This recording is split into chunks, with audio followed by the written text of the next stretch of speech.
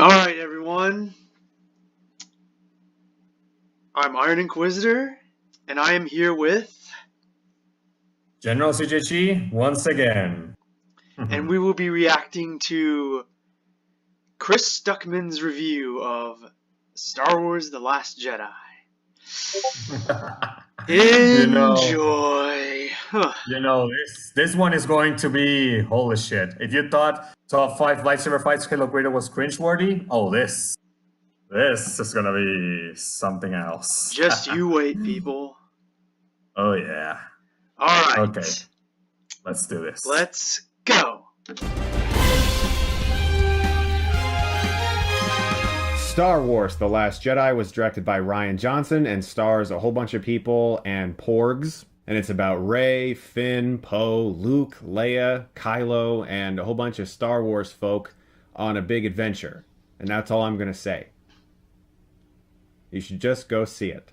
I'm not saying anything else. Joking aside, if you saw The Force Awakens, you know that it quite literally ended with a cliffhanger. Rey extending that lightsaber out to Luke and us wondering what he's going to do with it.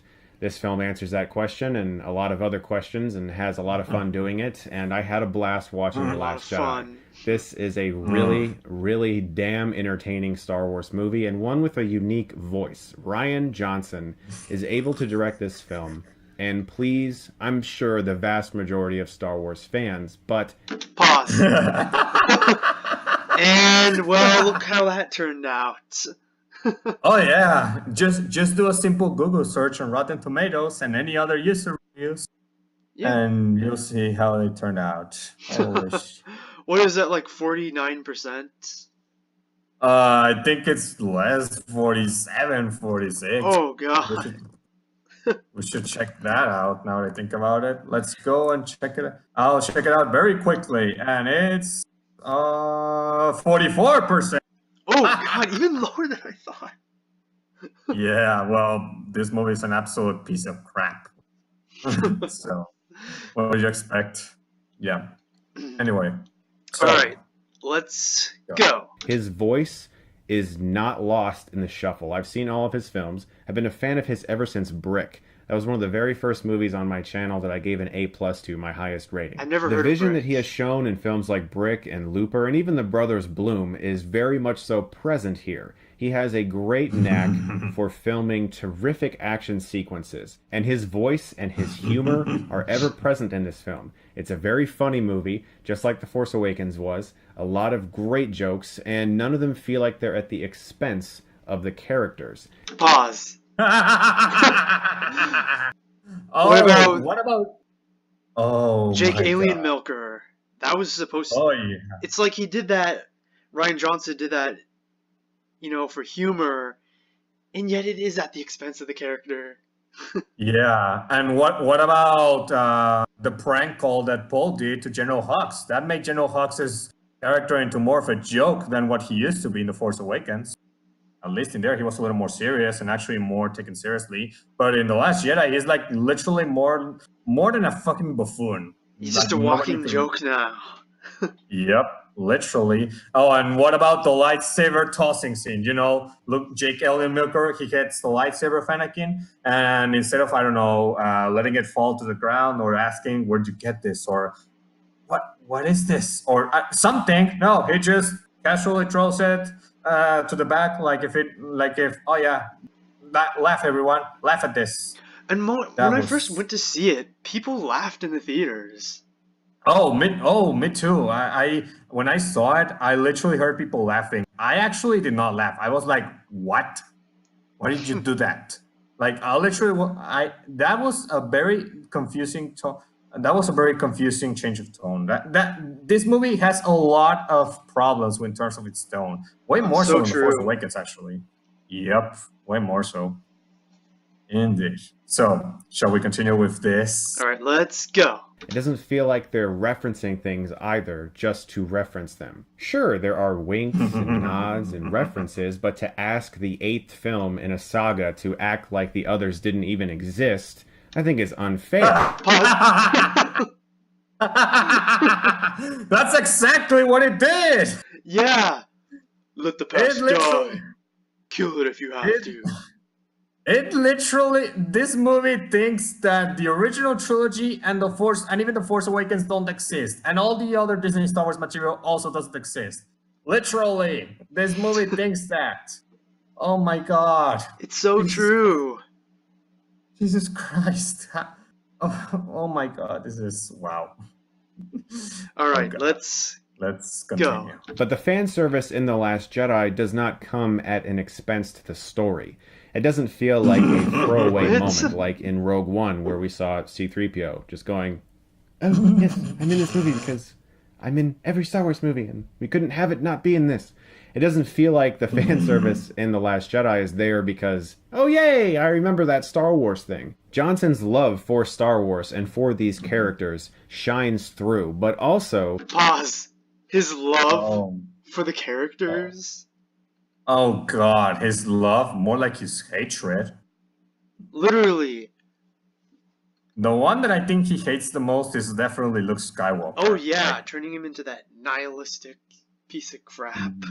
That nihilistic piece of crap old man that doesn't give a rat's ass about the galaxy or even his soul. Oh, and he killed off like freaking Admiral Akbar. So he totally cares for the characters. Oh yeah, he killed Admiral Akbar behind the scenes. Yeah, definitely. Because he was on the bridge of the Radis when Leia flew. Oh God, the Leia Mary Poppins scene. Oh, we should save that for later. Oh yes. Stuckman talking about that. Let's go. All right, let's go. Ways that he questions certain things that have become established in Star Wars. I'll talk more about this in my spoiler review, but the film does bring up things about previous Star Wars stories and asks questions that I think people walking into this universe, like our new characters, would logically want to know about. And the film has a surprising way of exploring these questions. Let's pause. Oh, wait, does he go on? Does he explain that more? I don't know, but I'm gonna say this. Well, this movie definitely leaves a lot of questions for all the wrong reasons. And if he's talking about how, questioning the Star Wars mythos, if he's referring to that, KOTOR 2, the Sith Lords did a much better job at that. Oh yes, Knights of the Old Republic. It did it in a way that doesn't take a dump all over everything. Definitely. Not to mention some of the Clone Wars material, like the Republic Commando books. They also have the viewer question whether maybe the Jedi are doing the right thing with using the clones as their army, almost to the point of treating them like just slaves, servants, almost like how the Separatists treat the droids, just nothing but cannon fodder. And also some other gray area in which we see another perspective of how other people see the Jedi, and not just the Republic Commando books also do that. This movie, The Last Junk Fest, does it in all the wrong reasons. Yeah. All right. Indeed. Let's go. Let's talk a little bit about the performances. Daisy Ridley, once again, is proving to be an excellent choice as Rey. She's terrific in the action sequences and the dramatic stuff. She's an incredible actress. John Boyega. Pause. You know, she's good with that awkward face. She's only good for Rey because the character was big. It was not really. I mean, well, some people would say that for some other role. If you ask me, and here it's almost like it's like they have Daisy Ridley there because for the sake of, I don't know, having a strong female protagonist, but not really an actual genuine character that actually is compelling to know more about, more struggles. I mean, at the end of this movie, we finally know who her parents is and everything else, and it's just fuck this character. But maybe JJ might retcon all that. Well, if he does that, then The Last Junk Fest is as useless as The Force Awakens. That's the funny part. Anyway, so all right, let's go. Once again, amazing as Finn. Oh boy, let's talk about Carrie Fisher. Okay, John Boyega, I do agree he was he is well acted, but I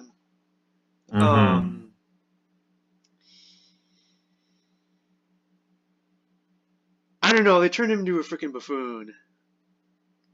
Yeah. Kind of like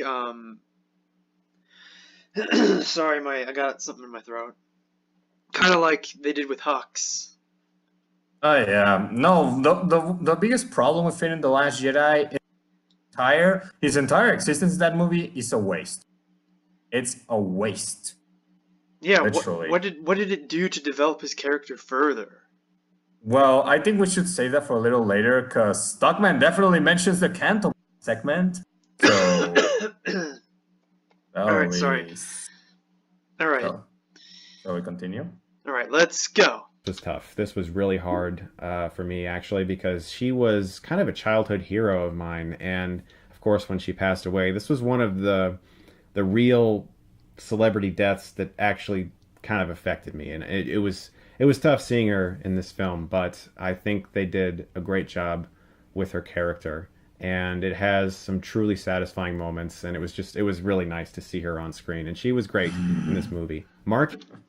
Yes, it was tough to see her fly. Yeah, freaking General Dumbass, aka Leia, or General Leia, I should say. Oh god, and he says that they did a great job for character. Oh yeah, making one of the most what the fuck cringeworthy moments you will ever see in Star Wars entertainment history. Yeah, that's bravo. That's props to you, Rian Johnson. RJ. Props to you. You definitely good job. Oh great, he's gonna talk about Luke next. All right, let's go. Hamill is the best he has ever been as Luke Skywalker, and this is easily his best performance. He is magnificent in this film. Every single scene with him was awesome. He was really, really good. This is a character, as I said, dealing with quite a bit. Obviously, he has secluded himself on this island, and so some history has led to that. And the exploration of that in this film was wonderful. Hamill, you really knocked it out of the park. You gave me everything I wanted in a Luke Skywalker, and everything I didn't know I wanted. I'm sure, as a lot of you know, he has said that he was kind of surprised by the direction Rian Johnson took. Stop. Yeah, I wonder. Oh, surprised god. in not a good way. Yeah, not a good way. Oh my god. Oh, Jesus Christ. This is exactly what... Oh, what are you going to say? It is true that Mark Hamill's acting in it was really good, but... yeah. But the character? What about he was the good character? as Jake Alien Milker, but not good as Luke Skywalker. Oh yeah. Oh my god. Okay. First of all, if this is what the most casual Star Wars fans see in this depiction of Luke Skywalker, I really don't want to call him Luke Skywalker, but for the sake of the explanation, I'm gonna have to. If this is what those casuals think, and they got out of this, they seriously do not really understand Luke's character. They really don't. Not at all. I'm sorry, but Luke Skywalker is the most optimistic, heroic character in Star Wars ever. He never gives up. He will always find the hope, the light inside everyone, even in the most evil person ever, aka his father, Darth Vader, the second most evil person. He still found the light. He still made him redeem himself. And then in this movie, he's gonna kill fucking Kylo Ren in cold blood while he's sleeping because I had some vague vision. I had some vague vision of Ben Solo, my nephew. I see him killing anyone. He should already know. He should have already learned from the things about visions in Empire Strikes Back. Yeah, that they're not always what they seem to be. That they're always they have some sort of vagueness in them. They're not 100% clear. Yeah. But apparently, he completely forgot that character arc in Empire Strikes Back, and in Return of the Jedi, of course. That's ironic. All right, let's go. And I can see why, and it definitely paid off, I think.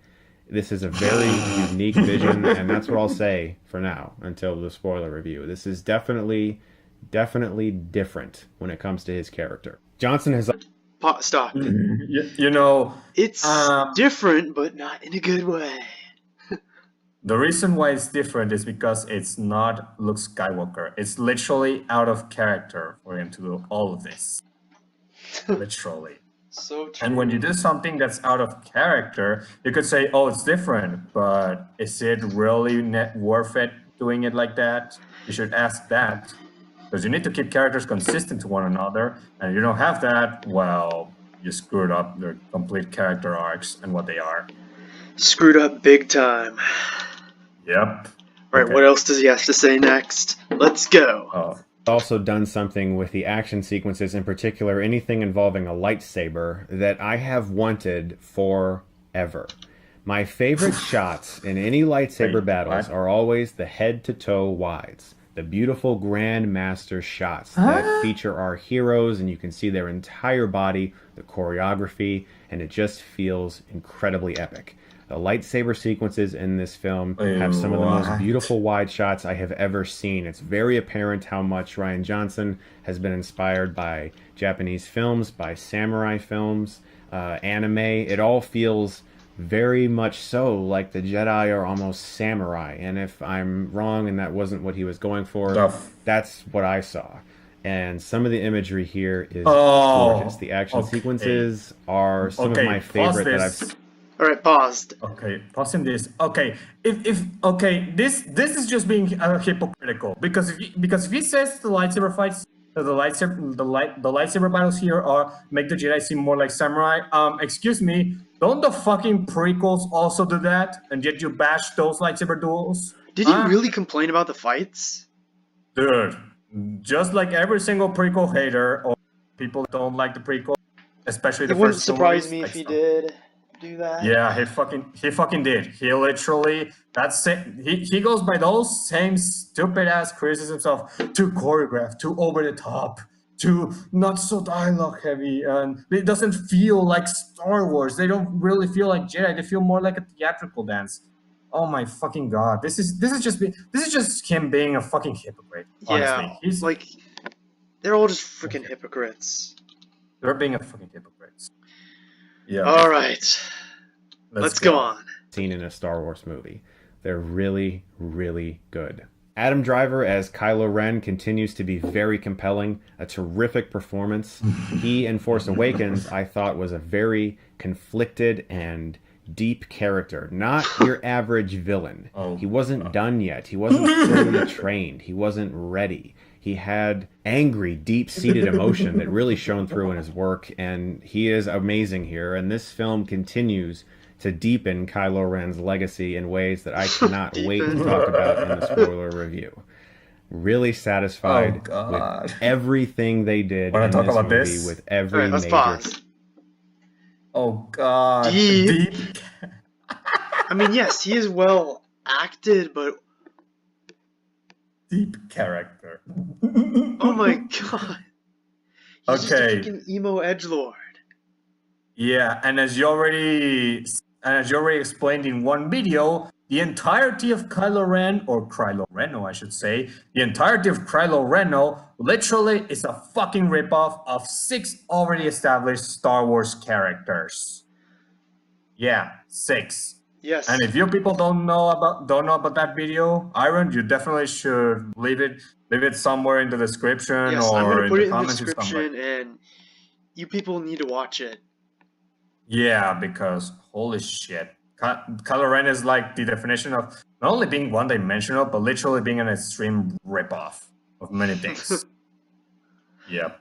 Anyway, so shall we continue? All right, let's go on. Character Oscar Isaac is once again amazing as Poe, such a likable presence. Let's talk about Poe.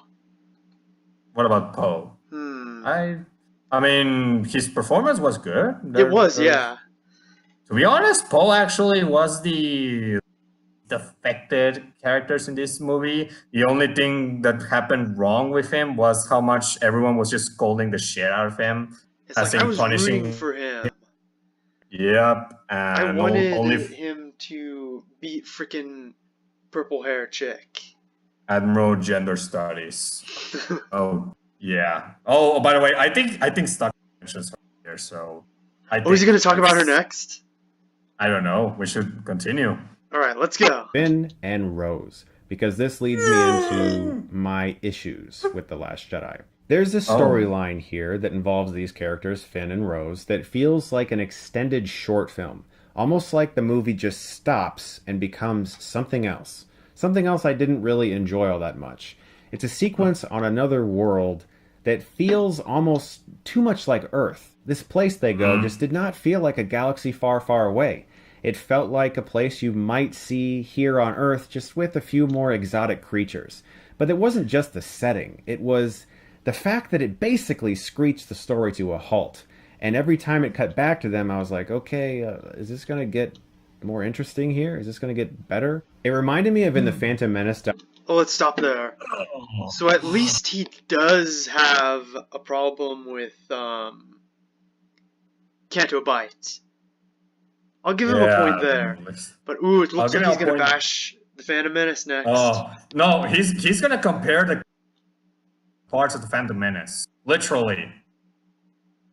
Yeah, he's going to compare one of the worst parts of The Last Jedi and in the entirety of Star Wars to one of the parts of the prequels. Oh, God. Oh, I wonder what part it's going to be. All right, let's go. Hear this documentary when George Lucas had just seen The Phantom Menace for the first time, and you see him sitting there in the theater agonizing over the fact that he can't remove anything because it all connects, and he's just kind of like, oh boy. Well, Rick, what do we do? I can't really remove any of that stuff because it all interweaves. Oh boy. You know, a special effect without a story is a pretty boring thing, Rick, you know? Oh boy. Jar Jar's the key to all of that. Oh, pause it. Jesus. Oh, I stopped. Did you pause? Oh, God. Okay, what do you think of that? I'm going to let you speak. How is that comparable? Yeah, it's not comparable. He didn't talk about any specific scene. He only talked about George's action to the first screen of The Phantom Menace. That's not comparing. You're just comparing something that happened in real life, assuming it happened, to a fucking movie scene. That you just can't do that. If you could compare it to an actual scene from The Phantom Menace and say, oh, it's like that. It's like this right here. Yeah, but instead he compared it to a behind-the-scenes reaction. Oh, did you stop at 7:12? Yeah, exactly there. All right, good. All right, let's go. This sequence with Finn and Rose, it's just too far along, and the things that they have to do, sure, it affects the plot later, but there just should have been an easier and quicker way to do some of these things, because it feels like a detour, an unnecessary detour. It reminded me of in Avengers Age of Ultron when Thor goes off looking for that pool. You're just like, what? All right. Unfortunately, this sequence is necessary to set up some things that you're supposed to care about later, and I just didn't. We'll talk more about that in the spoiler review, but that is my one major... Okay, things we care about? What? Like what? Okay. First of all, that entire sequence is absolutely unnecessary as fuck. Literally, it's there just because Rian Johnson wanted a strange people that had nothing to do with the rest of the movie. You literally can remove that entire Canto Bight sequence and nothing would happen. Literally, because if you remember, the reason why they went to Canto Bight was to find this master code breaker so they could infiltrate the freaking Snoke's Super Star Destroyer. They managed to do that. They managed to get inside, but then they get caught. They could not deactivate the hyperspace tracker. So that entire sequence was literally invalidated. The entirety of the Canto Bight segment was worthless because it ended up doing nothing in the end, because at the end of the day, they got captured, nothing changed. Literally. You could literally just have, like, Maz Kanata tells them, oh, you can do this, and then they go right on. And you can leave out Canto Bight and nothing will have changed. Or better yet, how about if instead of having Admiral Gender Studies as the Admiral starting this crap, how about if, I don't know, instead of having Leia do fucking Mary Poppins, she dies, and having Admiral Gender Studies, I don't know, we have Admiral Akbar that didn't fucking die in that fucking behind. There will be so many better ways to actually have the plot of the movie better structured, you know, like so many better options. But then again, this is a fucking movie in which the director thinks that hyperspace ramming an entire fleet is not contradictory to the entire Star Wars. So, yeah. So I shouldn't be surprised. Let's go. Your issue with The Last Jedi, that 20 to 30 minutes that are combined, this Finn storyline. Now, obviously, it's not just a 30-minute chunk of the movie, like an hour spread out over the film. But it's one of those things, like I said, where you're going back to this place and you're like, this could be better. Pushing all that aside, I honestly love The Last Jedi. I had a really great time with this movie. I think it has some of the best action sequences in the entire saga. It has some of the best performances in the entire saga. It has a compelling and conflicted villain. And it has tons of surprises. There are a lot of things that happen I did not expect. I'm not the type of person who likes to go in speculating, though. So that could be different for you. I don't like to sit here and make up theories and guess and try to predict things. I like to go in just like, I can't wait to experience this. I also like John Williams' score this time around more than I did for The Force Awakens. His music, of course, is always going to be really good, but his score for The Force Awakens was one of my least favorites. It just felt a little rushed. This one feels better. It's like he had more time. Let's talk about Porgs real quick. They're adorable. They're amazing, and they're not annoying. Thank God. Captain Tarpals. Oh, of course he has to shit on Jar Jar. Forget. Of course. No, that's Captain Tarpals. Oh, I didn't. BB-8 once again has a lot of moments to shine. Oh God. Chewie Okay, does as well. Jesus. Okay. First of all, the fucking okay. So he praises the Porgs because they're adorable, amazing, and they're not annoying. I'm like, okay. First of all, the Porgs have no real excuse to being in this fucking movie. You can literally remove them. Second, nothing will change. Yeah. Second, they take up like at least a quarter or a third of the fucking movie. They're literally almost everywhere in the island fact too. And then they're with fucking Chewbacca and the Millennium Falcon. They're like literally tearing apart all sorts of electronics. They're annoying the shit out of Chewbacca. They literally are. Yes, they're not as annoying as say L337 from Solo. Yeah. But they're still pretty annoyances. So I'm sorry, but I'd rather take fucking Captain Tarpals, who wasn't even that fucking annoying to begin with. I don't know why you had to shit on him. I mean, I would kind of understand you. He didn't really do anything annoying. Yeah, Captain Tarpals was just doing his job for the Gungan army. So I don't know why you have to shit on him. He literally did not do anything. And I don't hear anybody else shitting on Captain Tarpals. I mean, they do shit on the Gungans to some extent, especially Jar Jar, but yeah, Tarpals? And unlike the Porgs, Jar Jar served a purpose. He brought the Naboo and the Gungans together against a common enemy. Yes. And at least Jar Jar did damage separatists. Maybe not. Well, to the transformation, maybe not so much, but did something. The Porgs. What combat have they done? Like honestly, what have they done? Because they've done shit, as far as I know. Fucking Ewoks could beat their fucking asses. I bet the Ewoks would roast the Porgs and eat them. Oh yeah, just like Chewie. I mean, they do kind of like stuff, as far as I know. They wanted to eat alive the old cast. You remember? Anyway, so shall we continue? Yes. All right. Let's go. As does the Millennium Falcon. Some really awesome Millennium Falcon sequences. I honestly love this film. I don't know about where it stands for me. Oh God, Force Awakens. I'm going to see it again. I'm going to see it this Thursday. We'll do a spoiler review. Awesome After that, shine. I think I'll be able to give you my official ranking of where this fits in. But it is a damn good Star Wars movie. There are a lot of emotional moments that I am looking forward to talking to you more about in the spoiler review. It's true. You could have had a random Master System soldier guiding the Millennium Falcon for all I know. We'll talk more about that after the film is released. but rest assured, this movie made me really happy. I'm gonna give The Last Jedi just an A busting the minus. door out of Chewbacca. Definitely better. Stop. Out of Luke's home. What? He gave it an What's A up? minus. Oh yeah. Yeah. You know, for somebody that says that he has a big problem with Canto White, that's one hell of a grade to give. Like, Just yeah. oh my god, an A minus. That's a 9 out of 10. You know? The Canto White segment literally drives at least a 7 out of 10 for at least some of the biased people, or an 8. So, oh god, But this movie is an absolute Stuckman, F. so.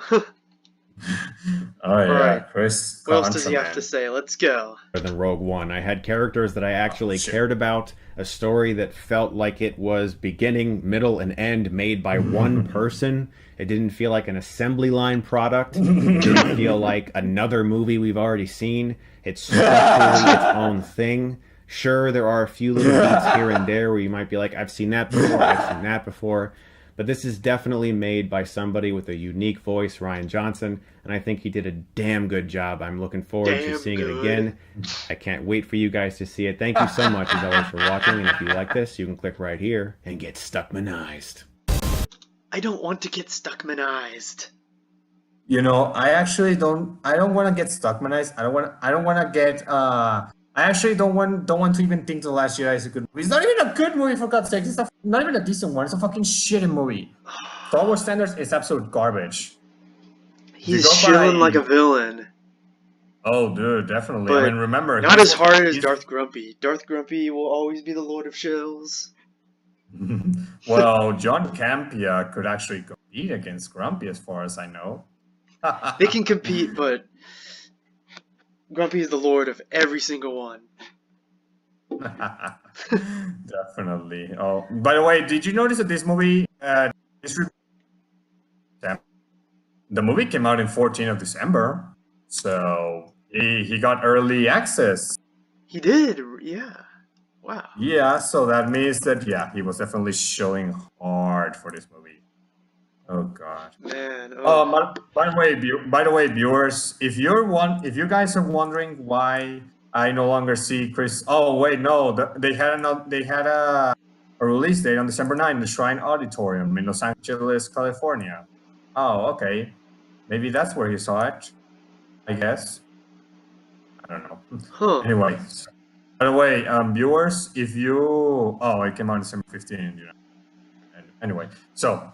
By the way, viewers, if you're wondering why I no longer see Chris Stuckman, it's because of this. There are some movies that he definitely shields hard for them because these movies definitely the companies definitely give him early access. Some of them, for example, Disney Star Wars movies are some of those, for trilogy to be specific. And another example is Alien Covenant. Yes, him and Jeremy Jahns definitely got behind the scenes.